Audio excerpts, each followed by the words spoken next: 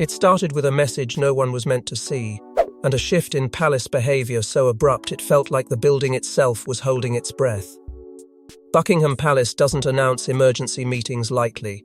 They avoid that word like poison.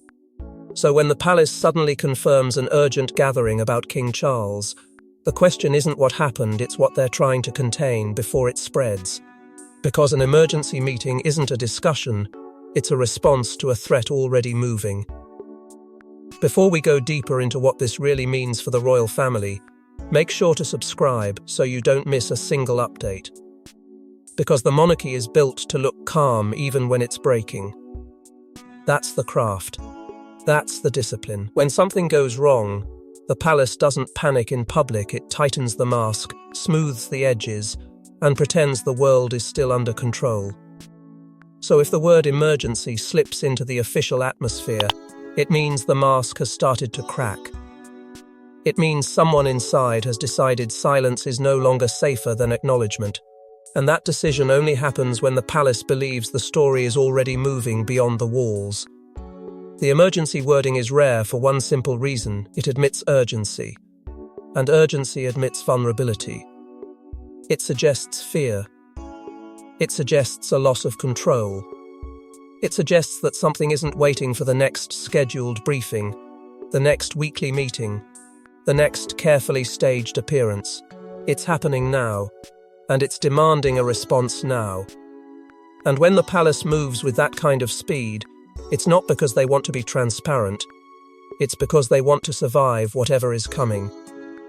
You can see it in how the household reacts, even before any statement is made. Palace staff behavior changes in ways that don't need explanation to be understood.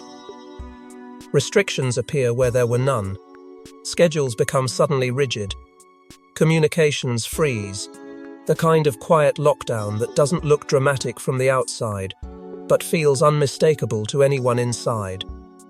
People stop speaking in full sentences. They stop putting certain things in writing.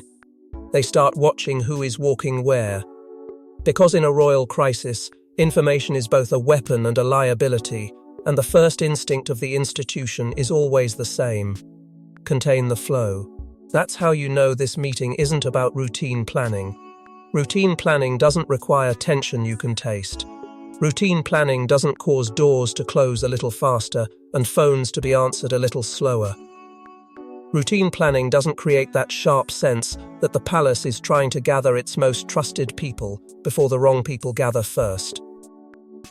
This is immediate damage limitation, a rapid, controlled gathering designed to stop a situation from becoming a wildfire. And the fact that Charles is at the center only deepens the dread. When a meeting is about Charles, it isn't just a family concern. It touches legitimacy, stability, leadership, everything the monarchy depends on. Because a crisis around a king is never contained to the king, it infects the institution. It triggers questions about continuity. It forces people to look at the throne not as a symbol, but as a human seat that can wobble.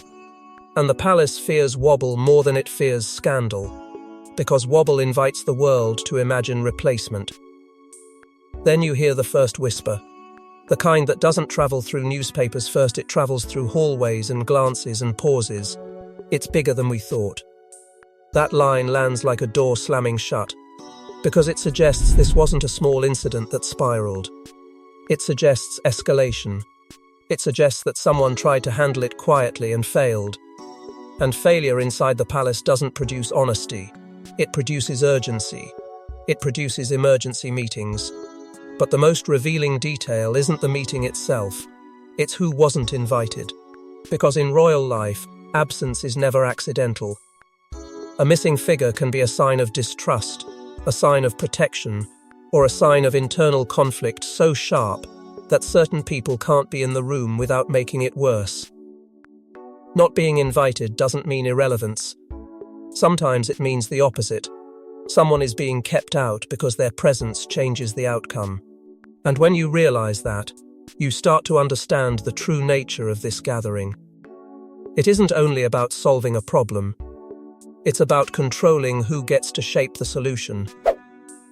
Because emergency meetings don't just produce decisions, they produce narratives. They decide what the public will be allowed to know, what the family will be forced to accept, and what will be buried so deeply it never sees daylight. And if the palace has reached for the word emergency, it means they believe the next few hours could define the next few years. And once you realize the palace is choosing words this carefully, you have to ask what kind of crisis forces the monarchy's most disciplined machine to show panic in public. When the palace says emergency meeting, it doesn't mean everyone rushes in. It means a select circle is summoned, the people who manage the crown when the crown is bleeding. Not the ceremonial faces, but the quiet operators, senior courtiers, legal minds, trusted family members, and strategists who understand one brutal truth: whatever is happening with Charles can't be solved with a speech. It can only be solved with control. Because Buckingham Palace doesn't run on emotion, it runs on access. And access is the first thing that changes when fear enters the building. The inner circle isn't announced, but everyone knows it exists: the handful of people who can walk into the right rooms without being stopped, who can request documents without being questioned, who can speak to the king's condition, plans or decisions without going through layers of polite delay. When the palace is scared, access becomes a fortress, and the inner circle becomes the gate. This is where the family versus institution line becomes brutally clear. Relatives who are emotional liabilities get kept out, not because they don't matter, but because they matter too much in the wrong way. They make decisions messy. They ask questions too loudly. They react like human beings instead of like a system. And in a crisis, the monarchy doesn't want humanity. It wants containment. It wants predictability. It wants people who can swallow shock and still choose the option that looks stable on paper. So the circle that gets summoned isn't built around affection. It's built around usefulness. That's why legal and constitutional advisors rise to the top when stability is at stake. When a crisis touches the king, it instantly touches the machinery of the state: what can be said, what cannot be said, what must be prepared, what can be delayed, what must be done immediately. These are the people who don't ask whether a decision feels right. They ask whether it can survive the consequences. They measure risk in headlines, political pressure, public trust, and the invisible line between private family matter and national concern. And if they are being summoned urgently, it suggests the palace is already calculating scenarios it never wanted to calculate. Security increases too, but not always for the reason the public assumes. Sometimes it isn't fear of danger outside the gates, it's fear of leaks inside them. Because the palace can lock down entrances, but it can't lock down human memory. It can't lock down text messages. It can't lock down resentment. When something big happens, the first instinct is to reduce exposure, tighten movement, narrow routes, limit who can be where and when. Not because the building is under attack, but because the narrative is under threat. And narrative, to the monarchy, is survival. Underneath that tightening, a silent power struggle begins to unfold. Competing factions want different outcomes. Some want silence at all costs, ride out the storm, deny everything, keep the king's image intact, and treat the crisis like a rumor that can be starved. Others want controlled disclosure release, just enough to prevent wild theories from taking over. And some, quietly, may want decisive action that shifts the balance of influence in their favor. In a palace, crises don't just create fear, they create opportunity. And opportunity makes people dangerous. That's where the first fracture appears, sharp enough to feel even without anyone saying it out loud. A key figure can't attend, or worse, isn't informed. That's not a scheduling issue, that's a signal. In royal life, absence can mean someone is being protected, or someone is being isolated. It can mean a line of trust has been redrawn overnight. It can mean the palace is choosing who is allowed to shape the story, and who must be kept away from it. And once those lines change, they rarely return to how they were. So the emergency meeting becomes more than a meeting. It becomes a sorting mechanism who is inside the circle of control and who is outside it, left to read between the lines and guess what's happening. And when people are forced to guess, they start to fear. When they start to fear, they start to speak. And the palace knows that once speaking begins, control becomes a race. But the real shock isn't who gets summoned, it's why the palace would risk acknowledging the meeting at all, unless the situation had already slipped beyond private control. Buckingham Palace is built to absorb chaos without showing it. So if they announce an emergency meeting about Charles, it means the crisis is already forcing its way into daylight. That's the terrifying part. Something has happened, or is about to happen, that can't be delayed, softened or spun with polite language. And when the palace can't hide, it doesn't confess. It mobilizes. Because they're not preparing the public for truth, they're preparing the institution for impact. A crisis becomes public the moment silence creates bigger suspicion than statements. That's the line Buckingham Palace hates crossing, because the palace survives on controlled ambiguity. It survives on the illusion that everything is handled, even when it isn't. So when they choose to acknowledge urgency at all, it's usually because the alternative, saying nothing, would create a louder story than any announcement ever could. Silence becomes a siren. And once that siren starts, every whisper inside the household turns into a headline outside it. The palace only acts urgently when timing is dangerous. Timing is everything in royal survival. If the crisis could wait, they would make it wait. If the truth could be softened, they would soften it. If the situation could be managed quietly, they would bury it behind routine. So the sudden urgency tells you something else. Whatever is happening has a clock attached to it. There is a deadline. There is a window closing, and the palace is scrambling not to solve a problem eventually, but to stop something from happening next. That's why the possible triggers feel so ominous, because each one points to instability at the very top. A health scare that can't be hidden.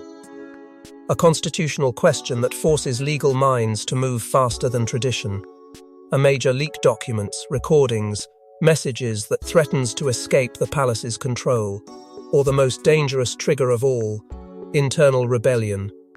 The kind that doesn't look like shouting, but looks like refusal, someone refusing to sign, refusing to comply, refusing to stay silent. Any one of those triggers could force a meeting. But the fact they chose to call it emergency suggests the trigger isn't clean. And it isn't contained. And then comes the question everyone inside asks but no one dares to say out loud. What changed today? Why now? Why urgent? Why announced? The palace is not dramatic by choice. It is dramatic only when it loses the ability to keep things private. When today becomes the tipping point, it usually means something escalated. A piece of information reached the wrong person. A situation worsened. A plan collapsed. A decision that was supposed to be quiet became visible. And once visibility happens, the palace stops being an institution of tradition and becomes an institution of crisis management. The psychological pressure is what makes it feel like a storm gathering in real time. Staff and family start reading the same signals: tightened movement, shortened conversations, the sudden discipline of people who are trying not to reveal fear on their faces. The palace becomes a place where everyone senses escalation before it's confirmed. That shared sensing creates its own panic, because panic spreads faster than truth. And the palace knows panic is what leaks. Panic is what slips into a careless text. Panic is what makes someone speak to feel less alone. And here's the cliffhanger detail that makes it impossible to dismiss. The meeting is scheduled too quickly to be routine. Routine meetings don't get assembled at speed unless something has gone wrong. And if they're moving that fast, it suggests they aren't coordinating comfort, they're coordinating response.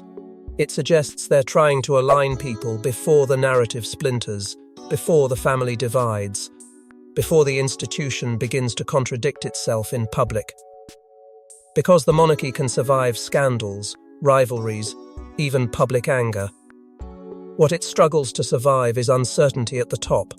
When the emergency meeting is about Charles, it suggests the king himself has become the instability through a decision, a condition, a secret, or a fracture in trust.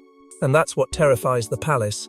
You can manage a scandal, but you can't easily manage a monarch who is no longer predictable. Charles is not just a man inside this system, he is a symbol. And if the symbol wavers, everything wavers.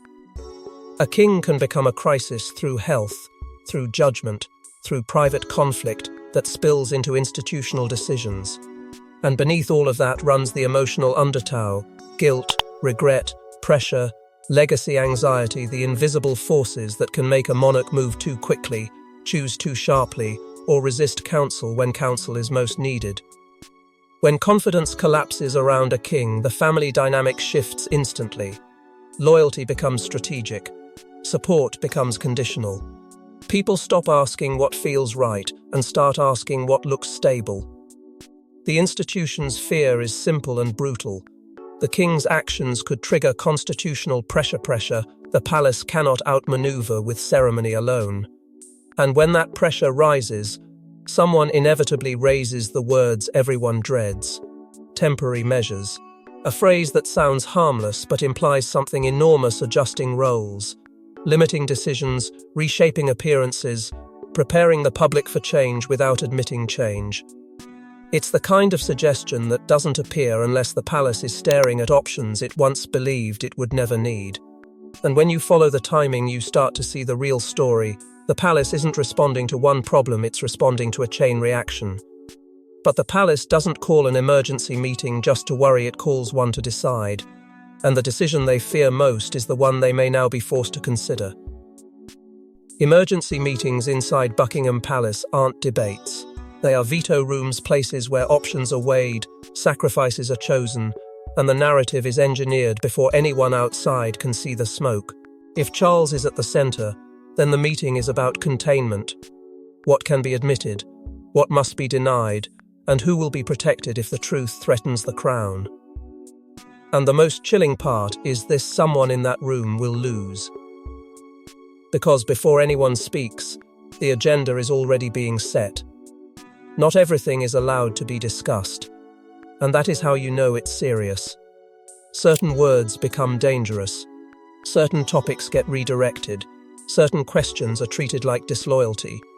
In a veto room, the palace doesn't look for truth. It looks for stability. It identifies what must be controlled, what must be simplified, and what must be sealed away so the institution can keep moving without stumbling in public. Damage containment becomes the real purpose of the gathering. Isolate the crisis. Limit witnesses, control documents. Narrow the circle of knowledge until only the most trusted people can repeat the story without contradicting it. And you can feel the paranoia in the way the palace behaves when it's afraid. The sudden obsession with who has seen what, who has heard what, and what exists in writing that could be used later. Because the palace understands a brutal reality: facts don't always destroy monarchies, but proof does. Proof turns whispers into pressure. Proof turns private turmoil into public reckoning. That's when the core question arrives like a blade. Who gets protected, the crown or the individual? Because those are not always the same. In the palace mind, the crown is the product. The crown is the nation facing promise. The crown is what must remain untarnished. Individuals, even kings, can become liabilities if their situation threatens the larger story. And when the meeting is about Charles, it suggests the institution is weighing options that may quietly reduce the king's space to move, to speak, to decide without ever admitting that reduction exists. That is where the scapegoat mechanism becomes almost inevitable. Blame is assigned to prevent deeper scrutiny. A staff error, a miscommunication, a routine process that unfortunately created confusion. Someone will be chosen to absorb the public's anger so the deeper structure stays untouched. Because scapegoats are the monarchy's oldest safety valve, one person takes the hit, the institution survives, and the public is given something simple enough to believe. But inside the room, the solutions compete like rival factions. Silence is the first option, say nothing, tighten access, ride out the noise. Partial disclosure is the second release, a controlled version that explains enough to calm panic without opening new questions. And then there is decisive action, the option nobody wants to say out loud, because decisive action is irreversible. It changes the future. It shifts power. It hints at succession without using the word. And the palace's biggest fear is not scandal. It's the word succession being spoken too loudly. Because once that word enters public imagination, everything Charles does starts getting measured against what comes next. That's why, almost instantly, the spin machine activates. The palace doesn't leak truth, it leaks strategy. The second emergency meeting becomes public. Language is tested like a weapon. Headlines are anticipated. Allies are briefed. Friendly voices are guided toward the same phrases, the same tone, the same calm. Because if the public senses chaos, the monarchy loses authority without a single vote being cast. So the palace doesn't calm fears with honesty. It calms fears with control tight enough to look stable, soft enough to look human. You'll hear it in the official phrasing as it shifts like a disguise. Routine discussions if they want boredom. Urgent consultation if they need seriousness without panic. Health update if they want sympathy without vulnerability. Controlled leaks go out to shape perception, and timing becomes a game release information, late to shrink analysis. Release it early to dominate the day. Every detail is chosen to keep one nightmare from happening. The public speaking about the monarchy as if it's already transitioning. And in moments like this, optics become destiny. Who appears calm in public becomes the future. Who looks absent becomes the question mark. Who steps forward becomes the signal. That's why a single sighting can confirm everything without confirming anything. One key royal suddenly arriving, seen by the wrong eyes, noticed by the right ones. It's enough to tell the world this meeting is real, and once the world knows it's real, it starts writing its own story. Then the cliffhanger lands quietly but brutally. Somewhere before the meeting ends, someone mentions a statement draft. Not because they want transparency, but because they need a version of events ready to deploy the moment the narrative tries to escape them. And the moment you hear about a drafted statement, you realize this meeting isn't just planning, it's preparing the public for a version of events the palace can survive. But the more carefully they manage the story, the more one question grows louder. What are they trying so desperately to stop the world from learning? Every emergency meeting has a spark, but this one has the feel of a bomb, something already planted, already ticking, already known by too many people to be fully contained. That's why the palace's behavior looks defensive, not proactive. It's not just responding to a problem, it's racing it. And the most dangerous rumors aren't the ones shouted in public, they're the ones whispered inside the household, because they often come from people who were there. That's how the household whisper network becomes more powerful than the press. Staff, aides, and security carry truth faster than any headline ever could, not because they want to, but because they can't unsee what they've seen. A door held too long, a meeting that wasn't on the schedule, a face that looked wrong, a voice that sounded urgent. These details travel in fragments, but fragments are enough to build a storm. And when you're inside a palace, you don't need the full story to sense danger, you only need to feel the shift in behavior. People start speaking in half sentences. They start looking over shoulders. They start avoiding certain names. Because fear changes a building faster than any announcement. And once fear spreads, the real threat appears.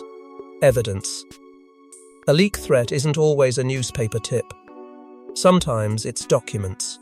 Sometimes it's recordings. Sometimes it's private messages that prove the palace's public story doesn't match its private reality. Proof is what terrifies the institution, because proof turns a rumor into a timeline, and a timeline turns panic into accountability. That's why this emergency meeting feels like a race against something that already exists, something that could drop at any moment and tear through the palace's carefully managed version of stability. This is where internal betrayal becomes not just possible, but plausible. Because the palace doesn't only create loyalty, it creates resentment. And resentment becomes dangerous when people feel sacrificed. If someone close believes they're being used as a shield, or blamed to protect someone higher, that's when loyalty breaks. That's when a trusted figure stops thinking like a servant of the crown and starts thinking like a person who wants to survive. The most damaging leaks never come from outsiders. They come from someone who knows exactly where the bodies are buried and exactly which detail will make the public believe the rest. So the pressure tactic kicks in, force a meeting to align everyone or corner the dissenter. An emergency meeting can be a control move as much as a response. Gather the key players, lock in a narrative, decide who is allowed to know what. Make everyone repeat the same story until it feels inevitable. And if someone refuses to align, the meeting becomes a trap. A way to identify the weak link. A way to isolate them, discredit them, or silence them before they can speak first. That's why the tone shifts from concern to containment so quickly. This isn't just about Charles. It's about who controls the truth around Charles.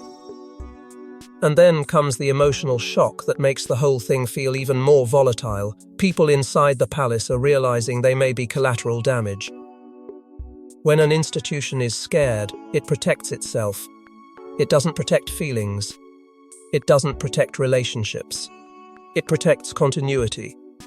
And that means someone, maybe several people, will be expected to absorb the impact so the crown doesn't have to. That's where the betrayals begin. Quiet betrayals. Strategic betrayals. The kind that happen with a signature, a briefing, a carefully chosen phrase that destroys one person's reputation to save another person's position. Which is why the cliffhanger detail hits so hard. A deadline gets mentioned. Not publicly, not officially, quietly, like a warning passed across a room. A deadline means something is scheduled to drop. A story, a document, a revelation, a moment the palace can't delay. And when the palace is racing a deadline, it's no longer in control, it's in pursuit. Trying to get ahead of a truth that's already moving. Here's the part the palace will never say plainly, but everyone will feel. The emergency meeting isn't just about Charles. It's about the monarchy choosing what it will sacrifice to survive. Because when the institution gathers in panic, it means someone's position, reputation, or future is being renegotiated behind closed doors. And if Charles is the center of that panic, then whatever is happening has reached the one place the crown fears most, the question of continuity. This is containment in its purest form, protect the institution even if it harms individuals. That's the monarchy's oldest survival instinct, and it shapes the possible outcomes in ways that are both strategic and cruel. Staged unity to calm the public, quiet removal of someone from decision-making to reduce risk, or a dramatic public shift disguised as routine adjustment. None of it will be presented as a loss. It will be framed as stability.